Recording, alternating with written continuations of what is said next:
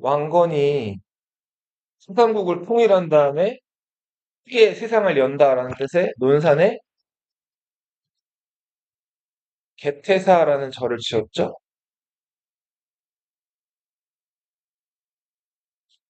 고려 전기 불교하면 고려 숙종의 동생이었던 대각복사 의천. 의천하면 여러 종파를 천태종으로 통합을 했죠. 그리고 중국 갔다 와서 돈 쓰는 거 보고 돈을 써야 된다. 형이었던 숙종한테 얘기해가지고 이제 숙종이 돈을 만들기 시작을 해요.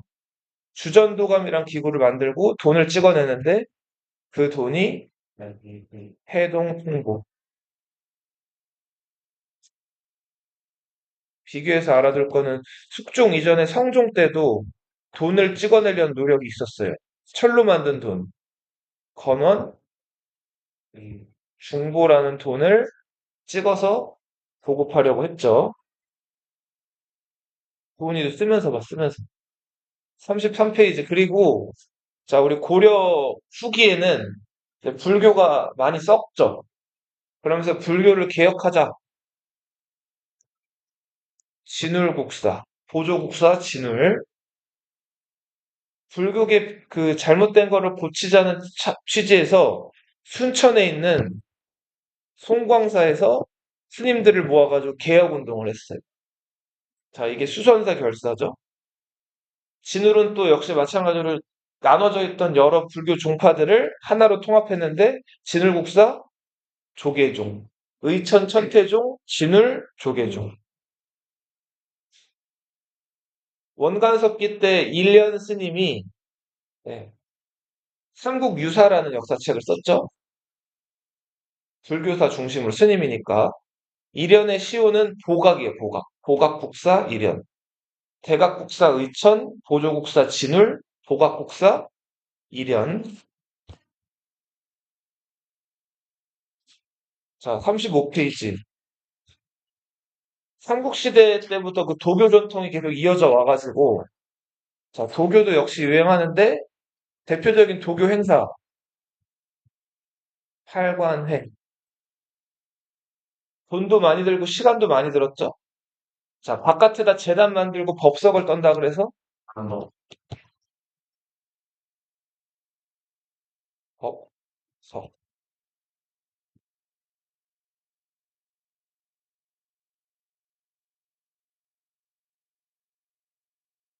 자, 그리고 풍수지리는 신라 말기에 이제 들어와가지고 계속 고려시대 때도 영향을 주는데, 왕건이 훈요 10조에서 금강 이남의 인재를 쓰지 말라 그랬다는 거. 그리고 한양 명당설이 대두하면서 원래 고려 초기의 삼경은 개경, 서경, 동경이었는데, 동경이 수도에서 탈락하죠. 그러면서 경주라고 이름 불리게 되고, 대신에 동경 대신에 세 번째 수도로 들어간 게 한양이었죠. 한양을 뭐라고 부르게 돼요? 남쪽의 수도라고 그랬어. 남경이라고 부르게 되죠. 그렇죠? 묘청이 개경에서 서경 수도 옮기자고 했을 때도 풍수지리설이 이용이 되죠. 서경이 명당이라 그래서. 인쇄하면 목판 인쇄물. 맞아요. 초조, 대장경. 자, 이게 몽골 침략 때 타버려서 강화도 천도에서 다시 만들죠, 최후가. 네, 그렇죠. 팔만 대장경, 제조 대장경이라고도 하고, 이거 대장경판 정수리에다가 얹은 다음에 그 불공 들이는 거 정대불사라고 한다 그랬죠. 금속, 활판 인쇄 하면은 지금 남아있는 제일 오래된 거. 직지, 심체, 요절. 건축에 있어서는 주심포 건물, 다포 건물. 주심포는 공포가 기둥 위에만 있는. 다포는 공포가 여러 개 있는 거죠. 자, 주심포 건물 가장 오래된 게 안동의 봉정사 극락전. 가장 오래된 목조 건물이죠. 자, 영주에 있는 의상대사가 지었다는 절. 구석사의 무량수전. 여기 그 건물 기둥이 그냥 일자라 그랬어요? 아니면 이렇게 볼록하다 그랬죠?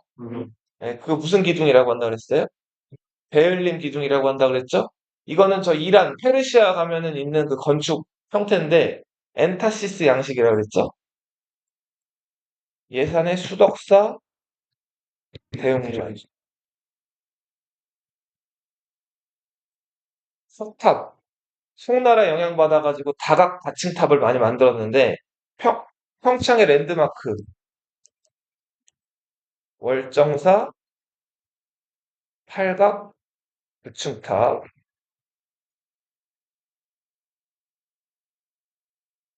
자, 그리고 개경에 있었던, 이건 원나라 영향받아서 만든 경천사지 10층 석탑. 일본이 요거 가져갔다가 다시 저 경복궁 앞에 세워놨는데 요거 녹을까봐 국립중앙박물관 안에 넣어놨다 그랬죠? 고려 도자기 처음에는 순청자, 비취색이라고도 표현해요. 비취색, 푸른 보석, 비취색. 그러다가 청자 표면을 파낸 다음에 하얀 점토를 집어내서 구워내는 상감청자. 이 도자기 만드는 기술은 다 중국 송나라로부터 들어온 거예요. 이걸 이제 고려 것으로 업그레이드 시킨 거고, 고려 말기부터 조선 초기까지는 이제 원나라 가마 영향으로 이제 오히려 청자 색깔이 더 퇴조했다 그랬죠. 그래서 좀 착한, 좀 별로 안 예쁜 청자인데 여기다가 분을 입혀서 구워내는 순청사기. 여기다가 우리 저 뭐 조각했죠? 뭐 그려놨죠?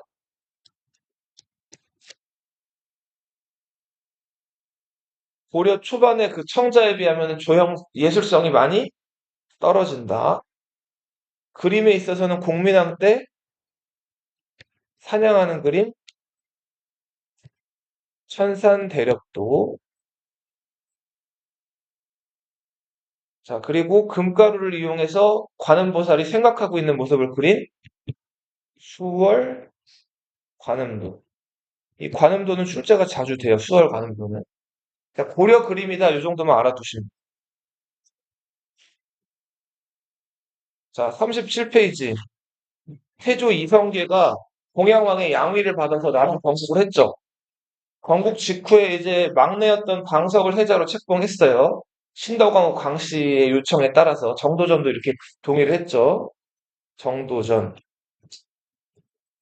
이성계는 얼굴 마담이었고 실제로 조선 정치를 초반에 쥐락펴락했던 사람은 정도전이었죠. 정도전 같이 이제 품계가 높은 신하들을 재상이라고 부르죠. 그죠? 자, 정도전은 경복궁 건설을 주도했죠.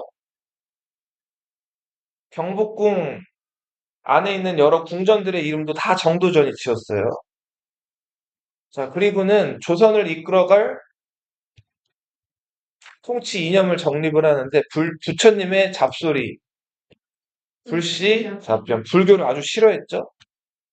자, 그리고 조선 경국전이라는 법전을 만들기도 했어요. 경국대전 아닙니다. 조선 경국전이라는 법전을 만들었어요.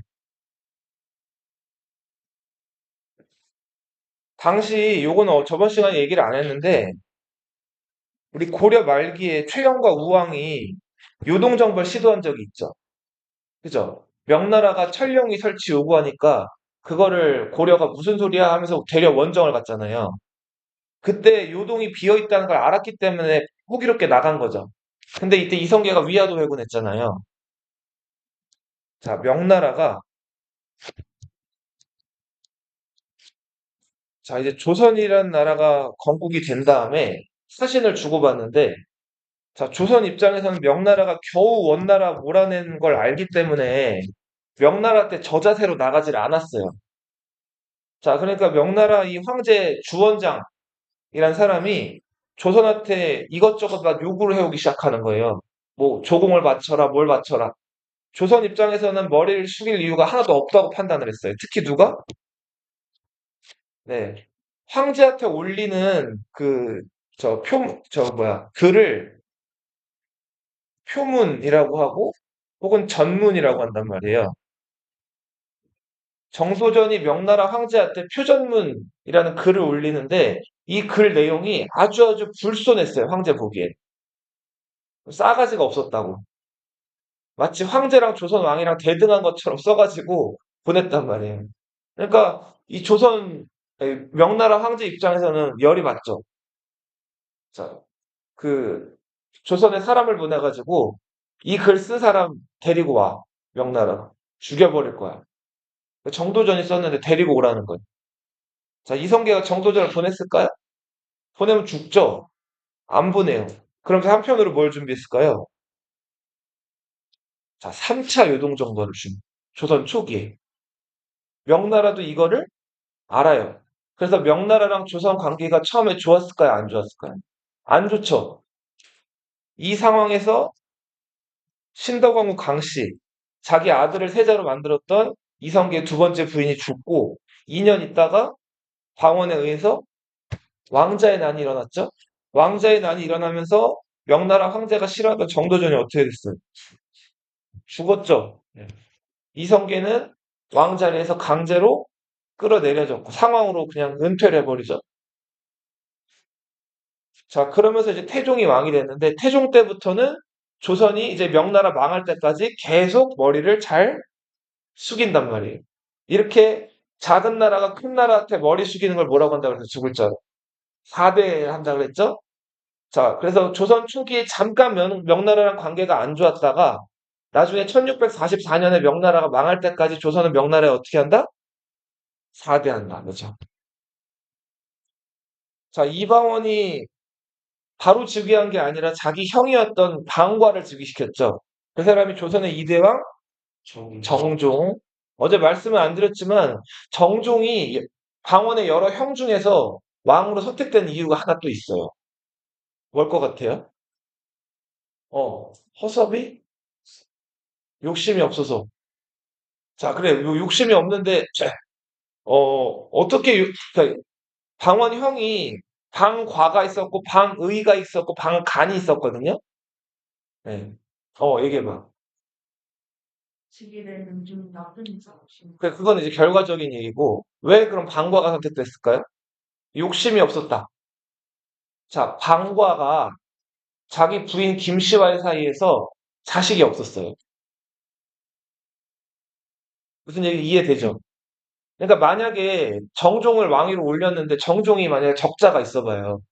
그러면 그 적자가 세자가 되겠죠. 그럼 또 불편한 일이 생기겠죠. 근데 정종은 후궁과의 사이에서는 자식이 굉장히 많았거든요. 17명 있었어요. 근데 정식 부인, 그 정종의 부인 정화나온 김씨와의 사이에서는 자식이 없었단 말이에요. 다 첩의 자식들밖에 없었다. 그래서 정종이 선택이 된 거예요. 자, 그렇게 해서 개경으로 잠시 다시 돌아갔다가 여기서 2차 왕자의 난이 일어나죠. 방언의 바로 위에 형이었던 회안대군 이방관이 이제 박포라는 사람 말을 듣고 반란을 일으켰다가 제압이 됐죠. 자, 그리고 나서 이제 도평의사사라는 고려 정치기구 이름을 뭐로 바꾸기도 했어요? 의정부로 이름 바꿨죠. 그러면서 조선이란 나라 색깔이 조금씩 이제 입혀져 가고 아무래도 그 정종은 이제 자기 동생을 왕세 제가 아니라 왕세 자로 책봉했죠. 그 다음에 태종이 개경에서 즉위하게 돼요. 그러니까 결론적으로 이성계는 처음에 즉위할 때 어느 나라 왕으로 즉위했어요? 고려 왕으로 즉위했죠. 그리고 나서 명나라 황제한테 그 국호를 조선인지 화령인지를 선택해달라 그랬잖아요. 이성계 개경에서 즉위했죠. 이성계 다음으로 이제 마지막으로 개경에서 즉위한 왕이 또 어떤 왕이다? 이성계 다음에 정종은 한양에서 즉위하고 개경으로 이방원. 조선 왕이지만 개경에서 즉위한 왕 2명 누구랑 누구라고요? 이성계랑 이방원이에요.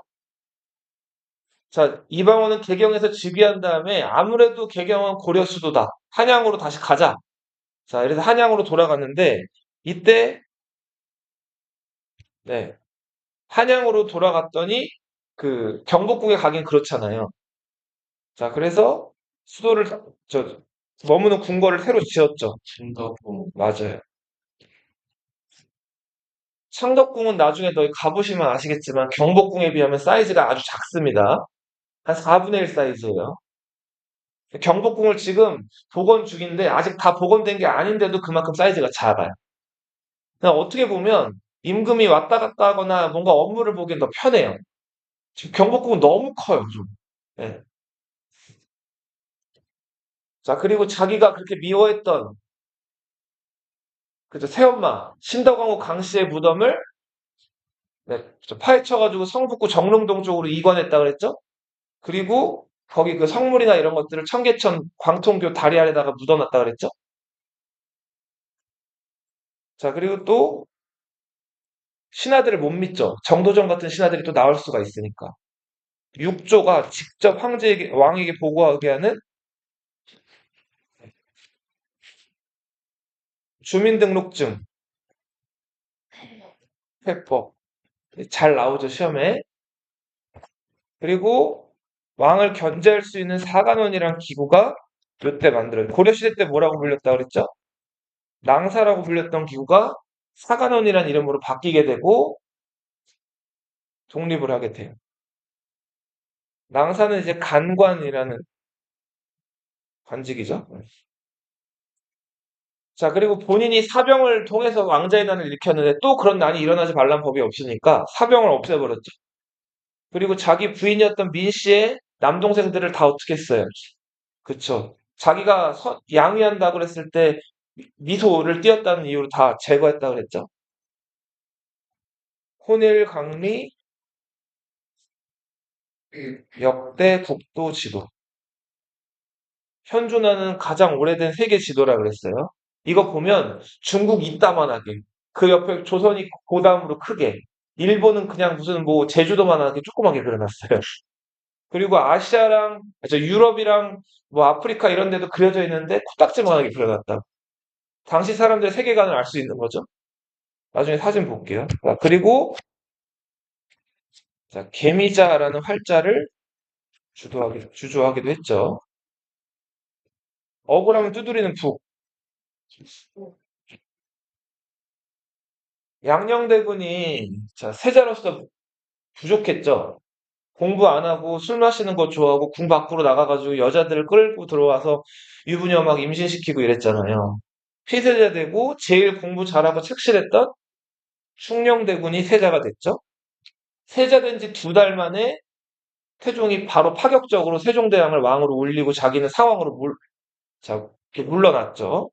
그러면서 당시 살아있었던 상왕 정종은 태상왕이 된 게 아니라 노상왕이 됐다 그랬죠. 이성계는 이때 죽었어요. 예.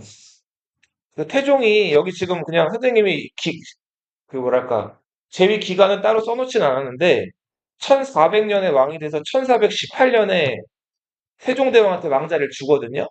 근데 이성계는 1408년에 죽어요. 예. 그러니까 이미 죽은 상황. 이성계 무덤이 저 구리에 있거든요. 저 구리에 이성계 비롯해서 여러 그 조선시대 왕이랑 왕비들의 무덤이 모여 있는 곳이 있어요. 구리는 한양 조성에서 어느 쪽이에요? 여기가 한양이면 여기가 구리거든요. 동쪽이죠. 그래서 이 구리에 있는 그 여러 조선 왕들의 무덤을 모아놓은 곳을 동구릉이라고 불러요. 예, 무슨 릉? 이 동구릉에 있는 대표적인 이제 조선의 제일 큰 어른 무덤이 이성계 무덤이에요. 자, 보통은 조선 왕릉이 조성이 되면은 왕이랑 왕비가 같이 묻히거든요. 음. 자, 그런데 이 동구릉에 그 있는 이성계 무덤에는 이성계가 혼자 쓸쓸하게 묻혀 있어요. 이성계 첫 번째 왕비였던 신의왕후 한씨는 무덤이 저 북한에 있죠.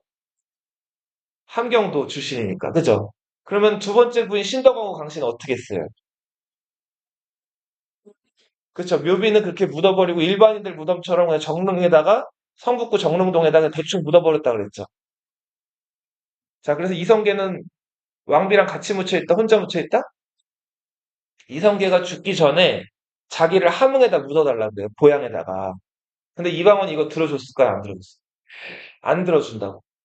그리고 얘기는 저번 시간에 안 했지만 저 태종이 왕이 됐고 이방원이 저 이성계가 태상왕으로 올라갔을 때 이성계가 아들한테 사냥 간다 그러고 경기도 지역 정도 좀 도는 것 같다가 갑자기 자기 따르는 그 부하 무관들을 다 물러가라고 한 다음에 어디로 쓱 가버렸을까요? 함흥으로 가버려요. 자, 이성계가 한양에서 사냥 나왔다가 어디 갔다고요? 함흥. 자기 그 원래 삼성총관부 있죠? 그 고향으로 쏙 돌아가 버린다고. 이방원이 이거 뜯어 말리라 그랬는데 이성계가 굳이 거기 가버렸어요. 다 뿌리치고. 자, 그 다음에 이성계가 자기가 사랑했던 부인 신덕왕후 강씨의 친척 중에 조사이라는 사람이 있어요. 자, 이 사람 꾀임에 넘어가가지고 이성계가 자기 아들에 대해서 반란을 일으킨다고. 이게 조사이의 난이에요. 조사이가 주도했다 그래가지고. 자, 함흥 지역에서는 이성계가 원래 신적인 존재죠. 거기가 고향이고 거기서 자기 병사를 키우고 군대를 일으켰잖아요. 자, 방원 입장에서는 아버지가 되게 까다롭고 싫었겠죠. 밉고. 하지만 반란이 일어났으니까 진압을 해야겠죠. 근데 먼저 아버지랑 아들이랑 싸우는 모습이 보기가 안 좋잖아. 백성들 눈에. 그래서 아버지 이성계한테 어떻게 했을까요? 그치, 사람을 보내서 돌아오라고 한단 말이에요. 근데 편지를 가지고 간 사람들이 그때마다 어떻게 됐을까요? 다 죽는단 말이에요. 그래서 여기서 이런 전설이 나오죠. 함흥으로 간 이성계 편지를 가지고 간 사람들이 다 죽고 돌아오지 못했다. 함흥 사사. 너희 같이 친구들끼리 어디 놀러 갔는데 화장실 간다 그래 놓고서 얘가 계속 안 와. 아, 쟤 함흥 차사야 왜 이렇게 안 와? 뭐 그런 얘기들 한단 말이에요. 농담으로. 함흥 차사 하면은 어디 갔다가 돌아오지 않는 사람 죽었으니까. 자, 그래서 함흥 차사를 계속 보내도 안 돌아오니까 평소에 이방원이 이성계랑 친하게 지냈던 고려시대 때부터 박순이라는 사람을 함흥차사로 보내요.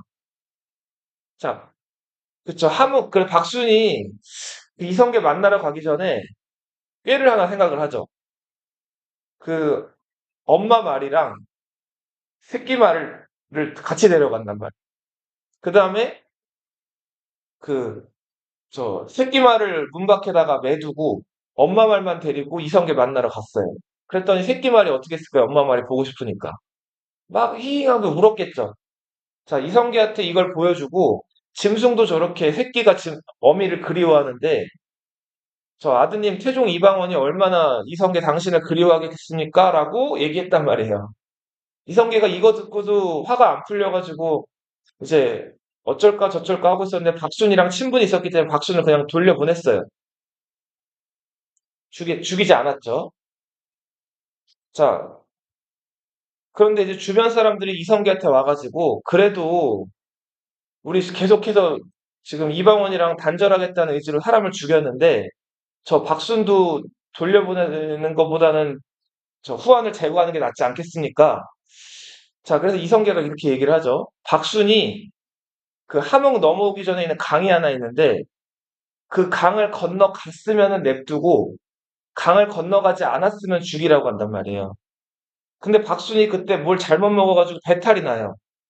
그래서 그 강 건너기 전에 거기서 하룻밤을 묵죠. 그것 때문에 추격대가 와가지고 강을 못 건넌 상태에서 어떻게 돼요? 죽죠. 결국 함흥차사는 누구도 돌아오지를 못했죠. 자, 그래서 이 조사이의 군대랑 태종 이방원의 군대가 붙었는데, 자, 태종 이방원의 군대랑 맞붙어 싸우기도 전에 그 조사이가 이끄는 군대는 다 도망가 버려요. 겁을 먹어가지고. 그래서 손쉽게 아버지와 아들의 싸움 누구의 승리? 아들의 승리. 이성계는 이때부터 자기 아들 이방원 말을 잘 듣는단 말이에요. 근데 마지막으로 이성계가 유언으로 남긴 게 자기를 함흥에 묻어달라는 거였는데 한 번 이런 일이 있었는데 이방원이 아버지를 함흥에 보낼 리가 없죠.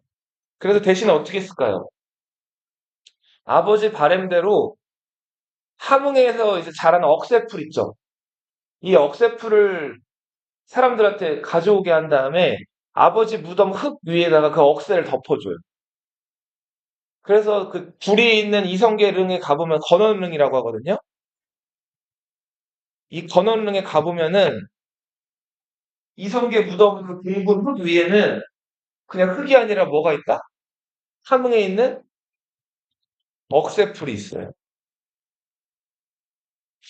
그래서 되게 특이한 뭔가 뭐랄까 정취를 자아내는 그 무덤이 이성계 무덤이다. 알아두시고. 자, 세종대왕이 왕위에 올랐죠. 아버지 태종이 인사권이랑 군사권을 다 가지고 있었다 그랬지. 그래서 아버지 태종이 아들 세종을 올린 다음에 상왕 태종 이 주도해가지고 이제 시작된 게 무슨 정벌? 이거는 사실 성공이라고 보기에는 어려운 사건이라 그랬죠. 하지만 네, 이겼다고 기록이 돼 있지만 이종무가 나중에 처벌을 받았다 그랬죠. 태종은 왕권에 집착이 강한 사람이라서 이 외척하면은 몸서리를 치는 사람이었어. 자기 어리고 정치 경력이 없는 세종대왕의 장인어른 시몬이 권력이 크니까 이 시몬을 잡아 넣으려고 그 기회를 보고 있다가 강상인이 병조 참판이었는데 병조의 일을 세종대왕한테 먼저 보고를 했다 그랬죠. 태종을 거치지 않고 태종이 불가치화를 내면서 강상인을 고문했고 자 강상인 입에서 누가 나왔다고요? 시몬의 이름이 나왔죠. 영문도 모르고 시몬은 명나라 갔다 돌아오는 길에 그쵸. 고문받고 죽었죠.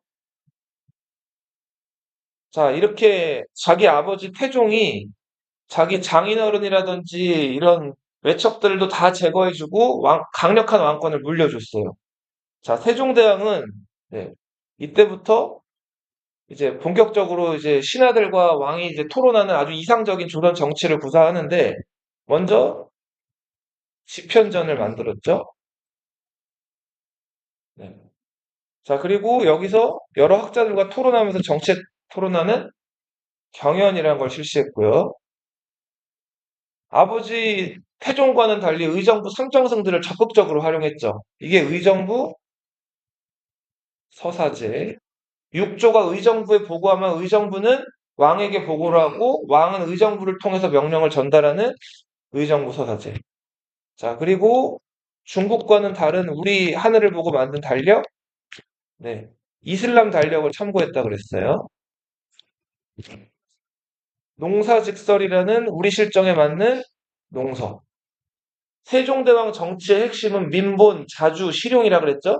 백성을 근본으로 하고 우리 것, 중국이랑 똑같지 않은 우리 역사에 도움이 되는 것들, 자주, 그리고 쓸만한 거, 실용, 시각 절기를 알려주는 회식의 앙부일고, 자동 15장치, 때가 되면은 물이 떨어져가지고 댕댕 치게 하는 자경루라는 물시계, 자, 그리고 갑인자라는 활자를 주조하기도 했어. 한편 여진족이 살고 있는 땅에 사군과 육진, 사군 최윤덕, 육진은 김종서라는 사람이었죠. 대호라고 불리던 집현전 학사들 몰래 훈민정음을 창제했죠. 자기 아들들 데리고 아마 훈민정음 만들었을 것이라고 추측이 된다 그랬죠. 자, 이 훈민정음을 통해서 왕실의 그 조선 건국의 정당성을 노래한 용비, 어천가, 회동, 육룡이 나르샤, 이한사부터 태종 이방원까지 6대에 대해서 칭송한 노래예요. 부처의 일대기, 석보상절이라는 것도 만들었다고 그래서 이거 누가 편찬을 주도했다고 그랬죠?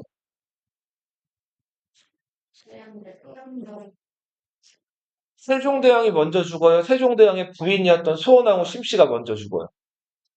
수원왕후 심씨가 먼저 죽죠. 자, 엄마가 죽은 다음에 그 세종대왕 둘째 아들이었던 수양대군이 너무 슬픈 거예요. 자, 그래서 이 슬픔을 어떻게 달랠까 하다가 그 부처님 말씀이나 이런 것들 읽고 불경 읽으면서 그거를 조금 이제 회복을 해요. 그 과정에서 여러 불경들을 수양대군이 모아놨는데 세종대왕이 그걸 보고 기특하게 여겨가지고 야, 그 모은 김에 한번 부처님 일대기를 네가 써봐. 우리 이번에 글 만들었으니까 한글로 써봐. 자, 그렇게 해서 수양대군이 만든 게 속보상절이에요. 근데 이때부터 수양대군이 세종대왕 명령을 받고 이제 뭔가 그렇게 대규모 편찬 프로젝트 같은 걸 주도하면서 슬슬 어깨에 힘이 들어가기 시작한다 그랬죠? 원래 조선시대의 원칙은 그 왕의 뒤를 이을 세자 외에 나머지 왕자들은 정치 참여가 제한되어 있었어요. 그러니까 영의정, 좌의정, 우의정 이런 관직에 나갈 수가 없었단 말이에요.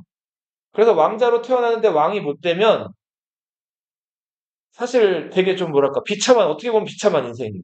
먹고 마시고 입는 거는 크게 문제가 없는데 남자가 자기 뜻을 펼쳐야지 좀 어떻게 보면 즐겁게 살아갈 수가 있는데 그런 뜻을 펼칠 수가 있어요, 없어요? 없어요. 그러다가 여차하면은 뭐로 몰릴 수도 있죠? 역모로 몰릴 수가 있어요. 예를 들어서 지금 현재 왕의 동생들이 막 다 살아있잖아요. 근데 이 왕이 정치를 못하면 다른 신하들이 그 다른 왕자들한테 갈 수가 있죠. 그러면서 저 왕이 무능력하다 어떻게 저떻게 만약에 쉽게 되면은 그게 잘못 만약에 소문이 퍼지면은 역적무위를 한 사람이 될 수가 있잖아요.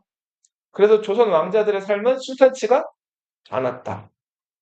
수양대군은 그런 상황을 한번 뒤집어 보고 싶은 야심을 요때부터 슬슬 가지게 되죠.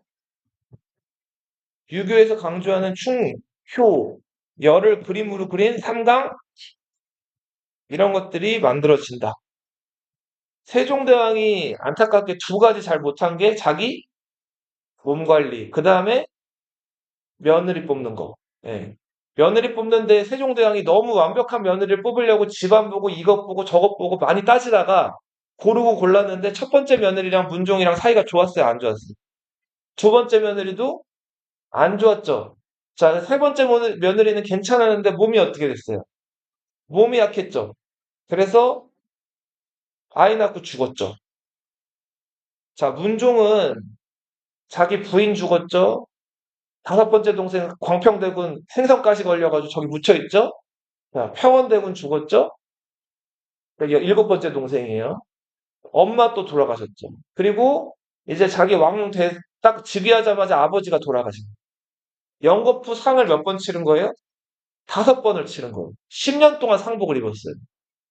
자, 그러면서 몸도 마음도 많이 안 좋아졌죠. 안 그래도 약했는데. 그래서 문종이 결국은 재위 2년 만에 죽어요.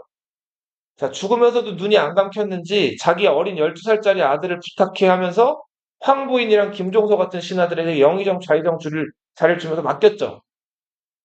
관종이 12살이라서 뭐 아는 게 없기 때문에 인사권을 행사할 때 인사적인 정보가 없잖아요. 그러면은 그 선망돼서 올라온 인사들 이름 위에다가 노란 점을 누가 찍어줬어요? 방금 얘기했던 황보이나 고명대신들이 먼저 찍어줬죠. 자, 그러면은 이제 단종은 그걸 보고 노란 점 위에다가 빨간 점을 떨어뜨렸다 그랬죠? 이걸 뭐라고 한다 그랬죠? 떨어질 락? 점점자 써가지고 낙점이라고 한다 그랬죠? 자, 인사권이 고명대신들 손에 들어간 거예요. 그 고명대신들이 또 수양대군, 야심 있는 수양대군을 경계해가지고 이 수양대군 집에 이제 뇌물 바치면서 수양대군이 쭉 말단 관직이라도 쥐어주던 분경이라는 것도 못하게 한다 그랬죠? 수양대군은 분노가 갈수록 커졌어요. 자, 저번 시간에 이제 여기까지 얘기를 좀 했어요. 그리고 칸이 여기다 조금만 더 써볼게요. 뒤로 이제 넘어가세요. 38페이지.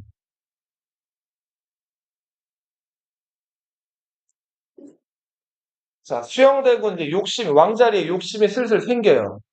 저 어린 자기 형의 동생이니까 조카죠. 저 어린 조카만 없으면 자기가 왕이 될 수도 있잖아요. 그런데 무슨 큰 일을 치르려면 인재들이 있어야 되죠. 주변에서 자기한테 꾀도 빌려주고 이런저런 어떤 가이드라인을 줄 수 있을 만한 그런 인재들이 있어야 되는데 세조 주변에는 딱히 그런 인재들이 마땅치가 않았단 말이에요.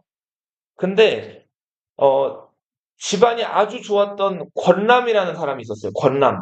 권람은 그 할아버지가 권근이라는 사람인데 권근은 우리 이색 기억나요? 고려 말기에 대학자?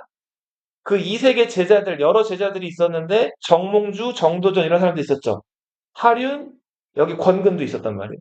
권근은 일찍이 과거급제해가지고 학문적으로 매우 뛰어난 선비였는데 조선 건국에 참여를 해요. 공신이었다고. 그 공신의 손자였던 권람이라는 사람이 이 수양대군 집을 자주 드나들었어요. 권람의 별명은 한갱랑이었어요. 한이 뭐냐면 차가울 한자예요. 너희 한기가 든다 이런 얘기 들어봤어요? 갱은 국갱자예요, 국갱. 먹는 국 있죠? 차가운 국이에요. 왜 국이 차가워질까요? 식어서. 국을 냅두면 차가워지죠? 자, 권람이 한번 수양대군 집에 놀러 오면은 손님이 왔으니까 밥이 나올 거 아니에요.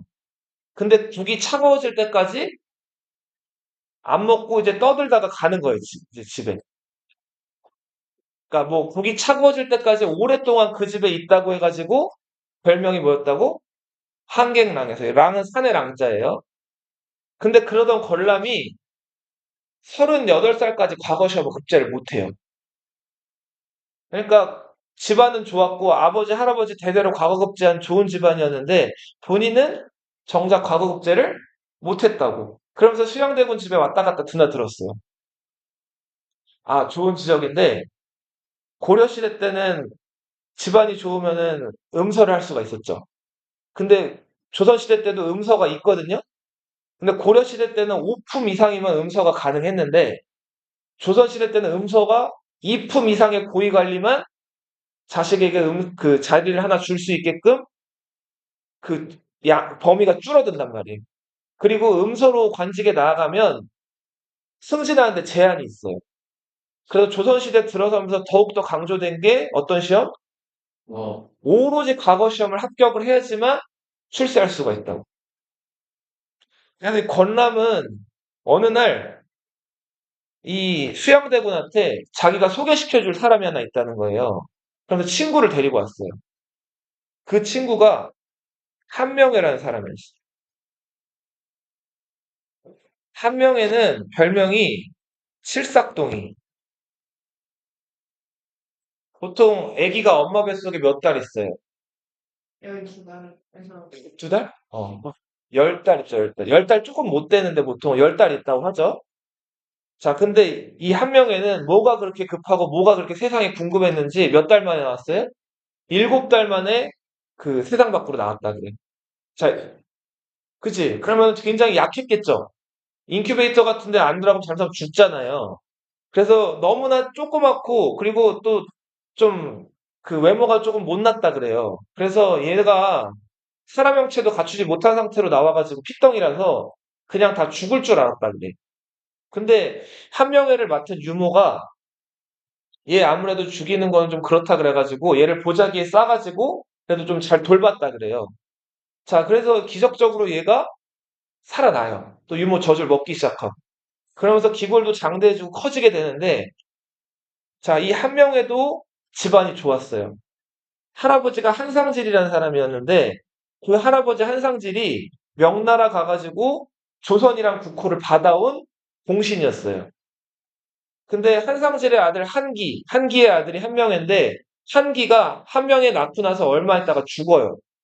그래서 한명회는 고아였는데 할아버지 집안이 워낙 좋으니까 그 할아버지의 동생, 그러니까 동생 할아버지 그 밑에 집에서 자라게 된단 말이에요.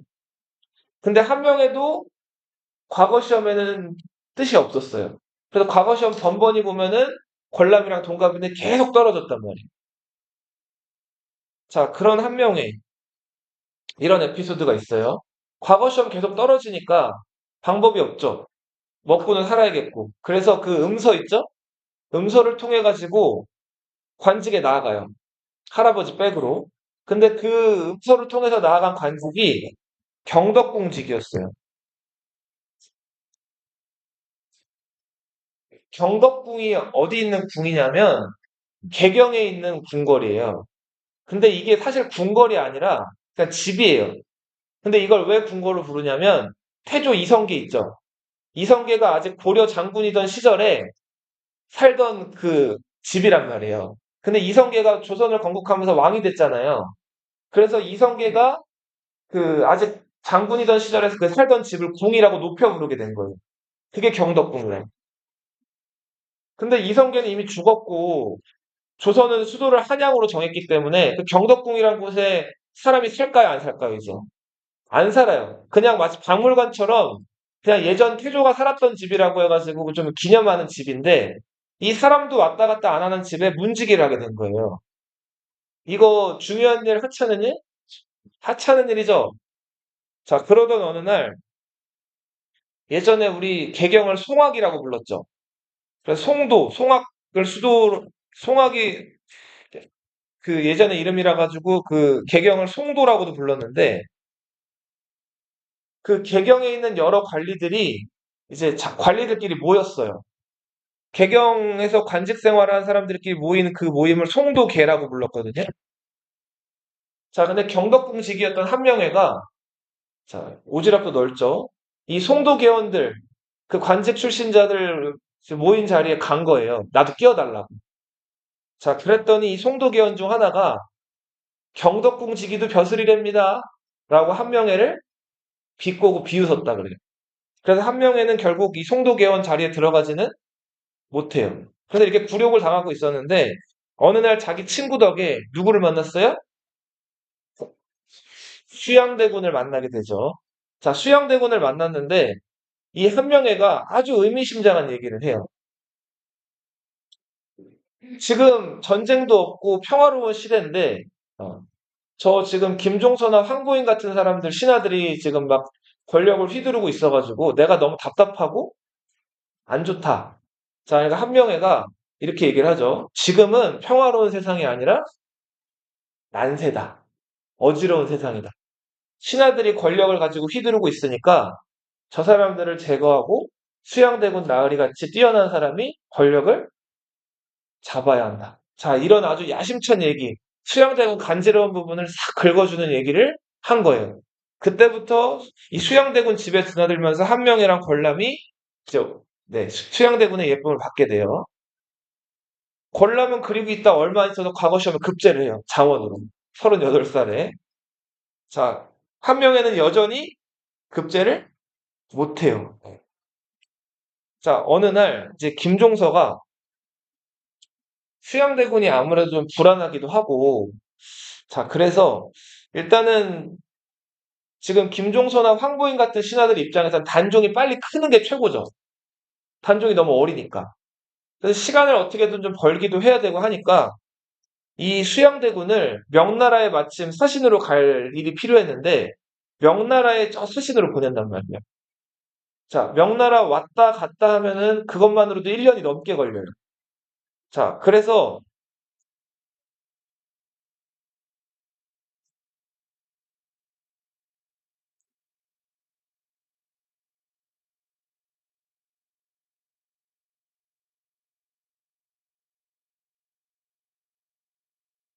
수양대군이 이 명나라에 사신으로 가는데, 자, 이때 수양대군이 그냥 간 게 아니라 김종서의 아들, 황보인의 아들도 같이 데려간다 그래요. 뭘로 데려간 거예요? 인질로 데려간 거죠. 여차하면은 맞아요. 자, 데려가겠다 해서 데려가고 또 한 사람 수양대군이 추천한 사람이 신숙주라는 사람. 신숙주는 세종대왕이 옷 덮어준 거 기억나죠? 집현전 학사 엘리트였단 말이에요. 이 엘리트 평소에 마음에 들었는데 이 신숙주를 수양대군이 데리고 가요.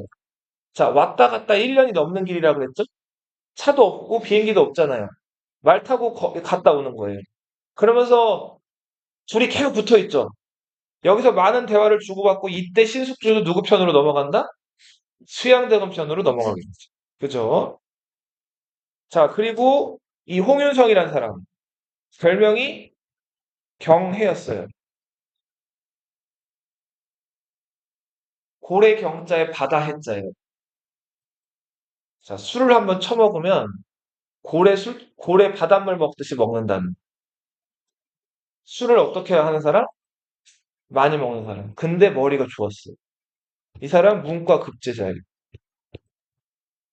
근데 문제는 혹독해도 술 많이 마시면 사람이 판단력이 제대로 있어요? 없죠. 술만 마셨다 하면 주변에 보이는 것들은 다 집어 던져요. 사람 때리고. 네. 자, 그리고 자기 승촌 때려 죽이고. 자, 자기 권력이랑 벼슬 이용해서 남의 땅 빼앗고. 자, 이런 식으로 나쁜 짓을 많이 했던 사람이 홍윤성이다. 양정이라는 사람은 글자를 몰라요. 자, 글자를 모르는데, 자, 2층이나 3층 이런 데 있으면은 무슨 어떤 재주를 써서라도 맨몸으로 저기를 탁 올라가는 거예요. 그리고 공중제비. 자, 뒤로 백덤블링. 네, 그렇게 이 사람도, 네, 그리고 신분이 높지 않고, 근데 몸을 어떻게 하는 사람? 몸을 잘 쓰는 사람. 홍달소는 뒤늦게까지 과거 시험 급제를 못 하다가, 요 무렵에 겨우 급제를 하는데 이 사람은 묵과 급제자예요. 자, 여기서 지금 묵과 얘기가 나왔죠. 고려시대 때는 묵과가 거의 시행되지 않았다 그랬죠. 근데 조선시대 때 오면서부터 묵과가 정례화 돼가지고, 문과로 3년에 한 번 33명을 뽑고, 묵과에서는 3년에 한 번 28명을 뽑아요. 그죠? 여전히 문과가 위이긴 하지만, 그래도 문과도 이제는 정례화가 된 거예요. 그리고, 뭐라고? 뽑는 사람이 반대? 아, 그래도 여전히 고려든 조선이든 뭐가 위다? 칼보다는 붓이 위에요. 다스리는 사람은 배운 사람이어야 한다는 인식이 있었단 말이에요. 그래도 문과를 예전과는 달리 28명을 정식적으로 계속 뽑게 되는 거예요. 대표적인 문과 출신의 우리나라 영웅 누가 있어요? 이순신 있죠? 재수 한번 하셨죠? 말에서 떨어져가지고. 네.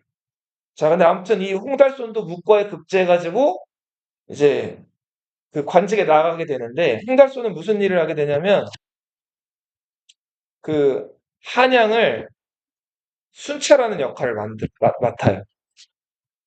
근데 근데 이 사람도 한명회나 걸람 이런 사람들과 이제 친하게 지내면서 수양대군을 알게 되는데 자, 한양을 순찰한다는 거 별거 아닌 것 같지만 그 도성 안에서 병졸들 데리고 왔다 갔다 다니는 거죠. 그러면서 중요 대신들의 집들이 어딘지랑 그리고 어느 타이밍에 어떻게 공격해야 되는지를 이 사람이 정보를 빠삭하게 알게 되는 거죠. 자, 요런 사람들이 수양대군 집에 드나들면서 모이기 시작한 거예요.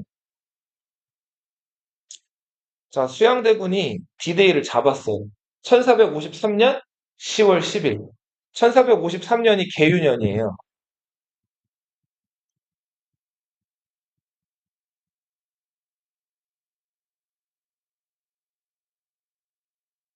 자, 요 디데이 만들기 직전에 저 수양대군의 꾀주머니였던 한명회가 장부를 하나 적어다가 수양대군에게 바쳐요. 죽여야 되는 사람, 살려야 되는 사람, 죽여야 되는 사람이 적힌 명부를 살부, 살아야 되는 사람이 적혀야 되는 명부를 생부. 합쳐서 이 살생부에 제일 먼저 죽여야 된다고 앞장에 적혀 있던 사람이 김종서, 그 다음이 황보인, 그 다음이 수양대군의 동생이면서 라이벌이었던 안평등. 자, 이런 사람들이 적혀 있었죠. 자, 제일 먼저 죽여야 되는 사람이 대호 김종서죠. 자, 김종서를 죽일 때 사람 보내는 것보다 제일 중요한 일은 본인이 해야겠죠. 그래서 누가 갔을까요, 직접? 수양대군이 김종서 집을 직접 찾아가요. 낮에 갔을까요? 밤에 갔을까요?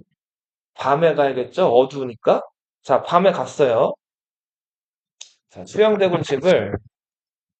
김종서 집을 수양대군이 몸종 하나를 데리고 가요. 자, 이 몸종은 이름이 임어을룬이었어요. 진짜 종 같죠, 이름이? 자, 이 임어을룬의 특기, 뭘 잘했을까요? 싸움도 잘하고. 자, 이 사람 철퇴를 잘 휘둘렀어요. 네. 자, 그 다음에 임어을룬이 이 소매자락 안에다가 철퇴를 몰래 숨겼어요. 자, 그리고 김종서 집에 문을 두드렸어요. 그 다음에 수양대군이 왔다. 김종서는 수양대군이 껄끄럽긴 하지만 왕자가 왔다는데 안 갈 수가 없죠.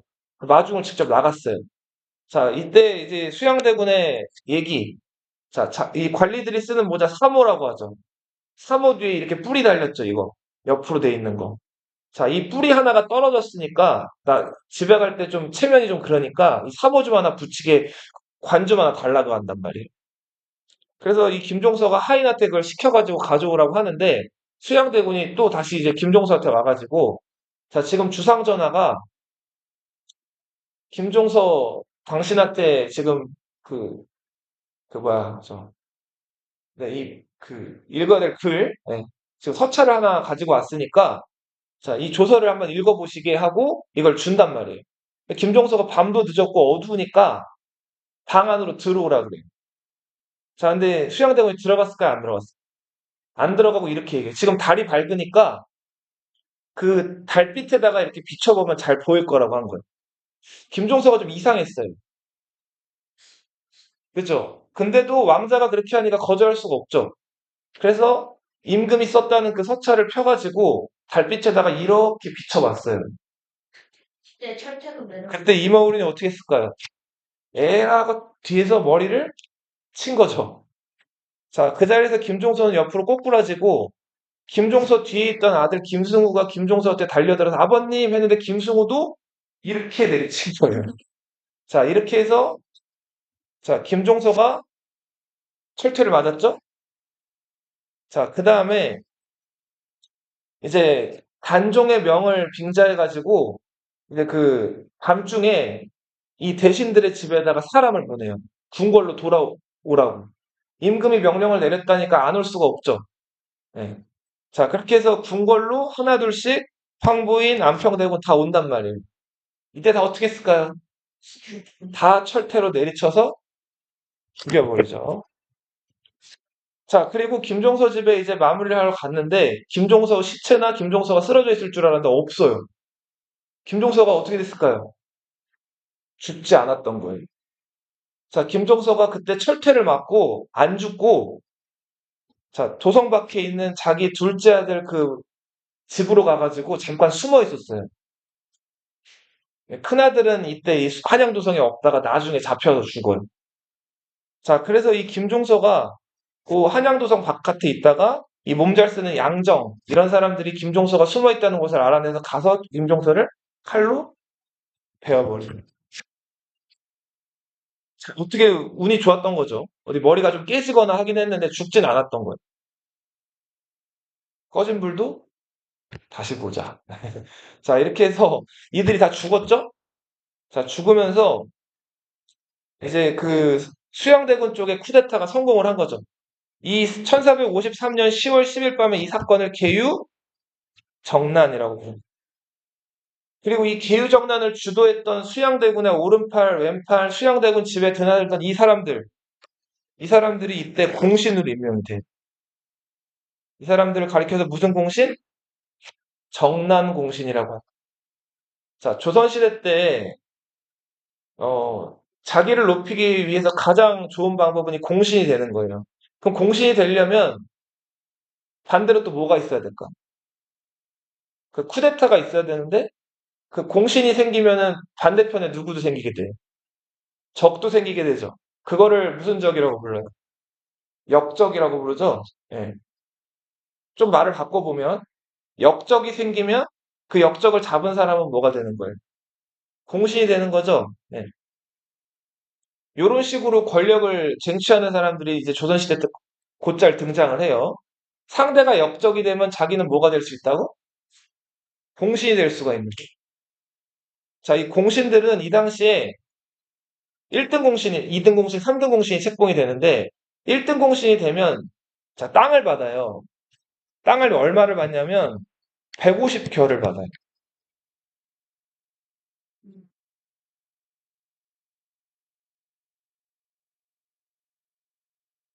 이 150결이면 이 150결이 그 어느 정도 평수 같아요? 300평? 천, 천은 이게 45만 평이에요. 지역 얼마예요? 여의도 반 정도 사이즈. 150결이 어느 정도라고요? 여의도 반 사이즈라고. 그러니까 그냥 이런 수서동, 개포동, 일원동 정도를 받는 거예요. 공신이 되면. 괜찮은 투자 아니에요? 상대편 다 쓸어버리고 자기는 공신이 되면. 이렇게 되는. 그죠? 예. 못 살면 자기가 죽을 수도 있죠. 자, 근데 이제 이들이 150개월 받고 여기서 끝나는 게 아니라 영의정, 좌의정, 우의정, 높은 관직들은 다 차지하고 이제 전형적인 옛날에 그 탐관오리들이나 나쁜 관리들이 하는 것들 있죠. 농, 건강해. 그치. 농민들한테 뭐 빌려줄 거야? 쌀이나 뭐 돈이든 이런 거 빌려주고 대신에 뭘 받는 거예요? 높은 이자를 받는 거예요. 고리대금.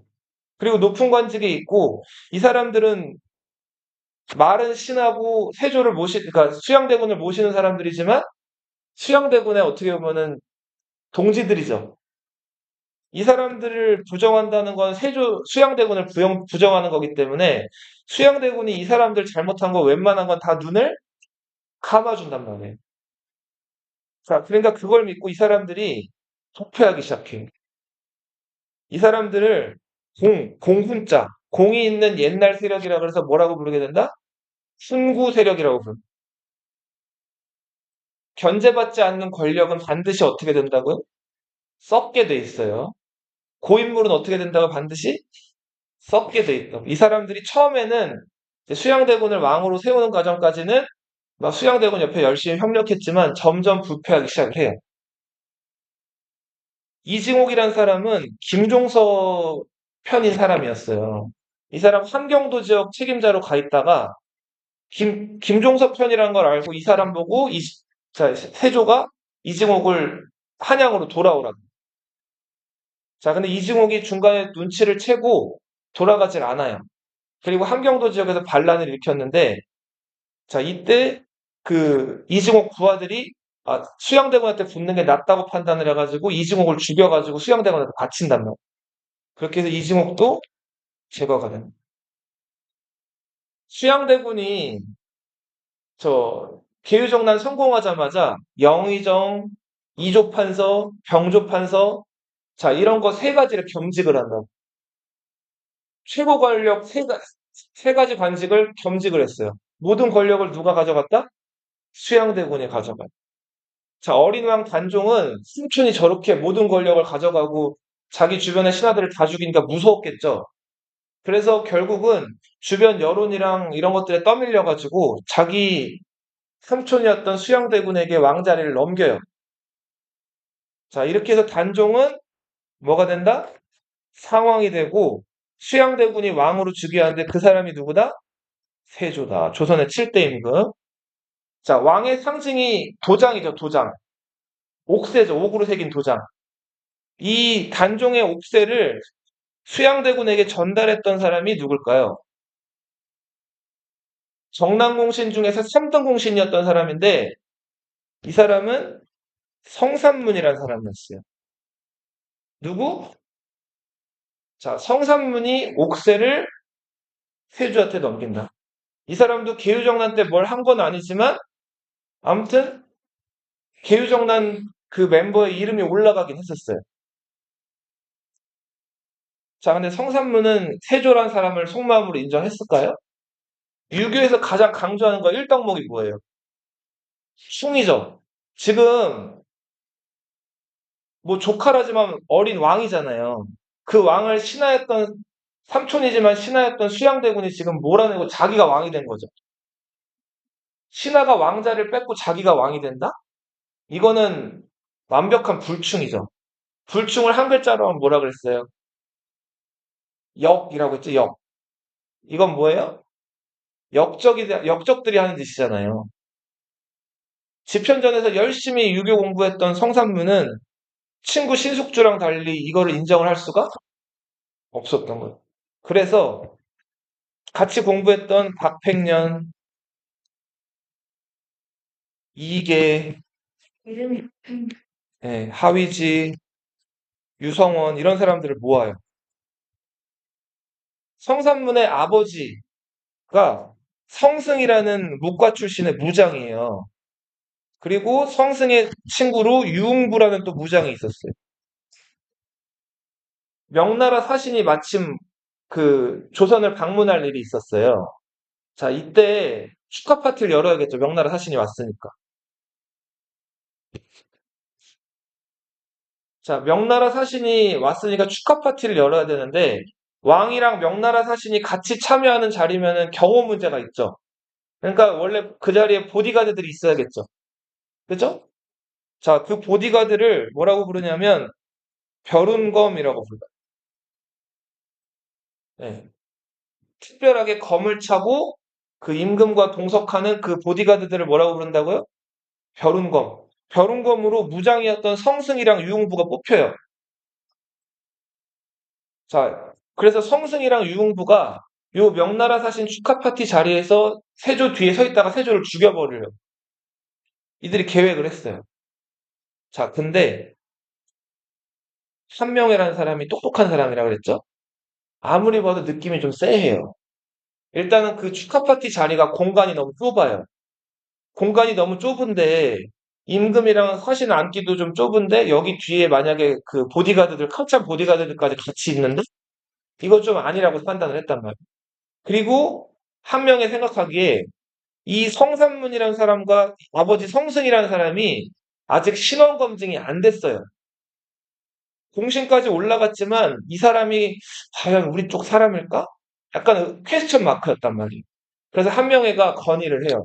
자리가 좁으니까 벼룬검을 뺍시다.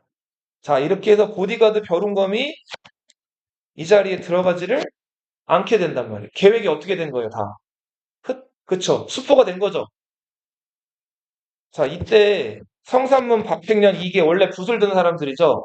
계획이 틀어졌으니까 다음, 다음에 거사를 치릅시다. 계획을 어떻게 하기로 한 거예요? 미루기로 한 거예요. 근데 유흥부가 이렇게 얘기를 해요. 이런 거 미루면은 분명히 발각될 게 뻔하니까 칼을 뽑은 김에 무라도 썰어야 된다. 그러니까 어떻게든 지금이라도 달려들어가지고 세조를 쳐야 된다 이렇게 얘기를 한 거예요. 자, 근데 이 사람들이 더 숫자가 많았죠. 자, 그리고 이 붓을 든 문신들은 평소에 싸우는 걸 해본 적이 없죠. 그러니까 막상 거사가 치러지려니까 갈팡질팡하게 된 거예요. 그래서 결국은 거사가 미뤄진다. 거사가 미뤄지니까 새가슴처럼 쿵닥쿵닥한 사람이 생겼겠죠. 자, 김질이라는 사람이 여기 있었는데 자기 장인어른이었던 정창손이라는 사람을 찾아가요. 정창손은 집현전에서 22년 동안 근무했던 아주 수석 엘리트예요. 김질도 집현전에서 일했던 사람이고 자기 장인어른이었단 말이에요. 정창손한테 가가지고 다 얘기를 해요. 지금 성산문이랑 얘네들이 세조를 죽이려고 했습니다. 정창손이 바로 누구한테 갔을까요? 바로 세조한테 가요. 자, 세조가 이 사실을 알게 되고 이들을 다 잡아들이죠. 자, 그 다음에 성산문이랑 박팽년을 이제 뭐 하기 시작했을까요? 고문을 하기 시작하죠. 자, 고문을 막 하는데도 이 사람들 뭐 끄떡도 안 하고 뭐 그 인두라고 해가지고 그 불에 지진 쇠를 허벅지 같은 데 막 칙 하고 지지는데도 뭐 안 뜨겁다고 더 뜨겁게 해달라고 막 웃으면서 얘기했다고 하고 끝까지 저항을 하죠. 그러면서 태조가 직접 고문을 하면서 이 승산문이랑 박평현한테 물어요. 너 공신에도 참여했고 내가 준 월급이랑 녹봉 같은 거 다 받았지 않냐? 성산문이 얘기해요. 나리가 준 녹봉이나 이런 것들 하나도 안 썼다고. 성산문 집에 가보니까 그 실제로 그 세조가 줬던 쌀들이 다 그대로 쌓여 있었던 거예요. 그리고 자꾸 세조한테 전화 안 하고 뭐라 그랬다고? 나으리 나으리 한답니다. 그게 또 세조를 열받게 해서 더 혹독하게 고문이 들어가요. 자, 박팽년은 충청도 관찰사로 임명됐어요. 세조에 의해서. 충청도지사가 된 거예요. 그럼 당연히 이제 임금한테 바치는 장계가 있었겠죠. 이 장계를 세조가 분명히 박팽년이랑 주고받았던 기억이 있는데 관찰사가 임금한테 장계를 바칠 때는 맨 앞에 당연히 신이라는 글자를 쓴단 말이에요. 신하할 때 신박팽년 이렇게 쓴단 말이에요. 내가 분명히 신이라는 글자를 본 것 같은데 자 그렇게 해서 박팽년의 장계를 봤어요. 그랬더니 자 이렇게 신자거든요. 이게 안 써 있고 신 대신에 뭐가 써 있었을까요? 이게 써 있었어요. 이거는 클 거자죠. 신하 신자가 아니라 뭘 썼다고 박팽년이 클 거자를 썼다고. 자기는 신하라고 자칭을 안 한 거죠? 자, 이렇게 해서 결국은 이들이 고문을 받다가 다 죽죠. 이 목숨을 잃어가면서 단종에게 충성했던 6명의 신하를 뭐라고 부른다? 육신이라고 부른다. 반면에 김시습 같은 사람들은 벼슬에서 은퇴한 다음에 다시는 세조를 섬기지 않겠다. 은퇴해가지고 이제 시골에 숨어 산단 말이에요. 목숨을 버리지 않고 세조를 저버렸던 6명의 충성스러운 신하들을 생육신이라고 부른다. 그리고 김시습이 역대 여러 가지 그 전해져 내려온 이야기들을 적어서 만든 책이 금호 신화라는 책이에요. 자, 단종 복위 운동이 성공했어요, 실패했어요? 실패하죠. 상황이었던 단종은 오드로로 떨었어요. 결국은 단종을 살려두면, 상황을 살려두면 또 이런 일이 일어나지 말란 법이 없죠. 자, 그렇게 해서 단종을 왕에서 왕자 지위로 낮춰요. 단종이 뭐가 된다? 노산군이 되죠. 그 다음에 영월로 유배를 보내요. 강원도 영월 들어봤어요? 그 래프팅 유명한데? 자, 여기 청령포라고 해가지고 이 동강이 주변에 이렇게 가로막고 있고 가운데 섬처럼 떠 있는 아주 험한 지역이 있어요. 자, 일로 유배를 보냈다가 여기서 어떻게 했을까요? 네, 단종에게 사약을 내리는데 실록에는 사약을 내렸다고 기록이 돼 있지 않고 어떻게 돼 있을까요? 네, 단종이 목을 매서 자살했다고 기록이 돼 있어요. 그런데 단종이 야사에 의하면은 이제 그 사약 내리는 거를 거부해가지고 자, 당시 단종에게 사약을 들고 찾아갔던 사람이 왕방현이라는 사람이었어요. 이 왕방현이 단종이 사약을 안 먹으니까 어떻게 죽였을까요? 활 있죠, 활. 자, 그 활이 이렇게 구부릴 수가 있죠. 네. 그 활을 구부려가지고, 이제 활로 이제 그 노상군의 목을 조른 다음에 이걸 이렇게 구부려가지고 죽였다고 해요. 사람들이 달려들어서. 자, 이렇게 해서 노상군이 죽는다. 네. 사사라고 하는 건 죽음을 하사한다 이런 뜻이 있어요. 자, 잠깐 쉬었다 할게요.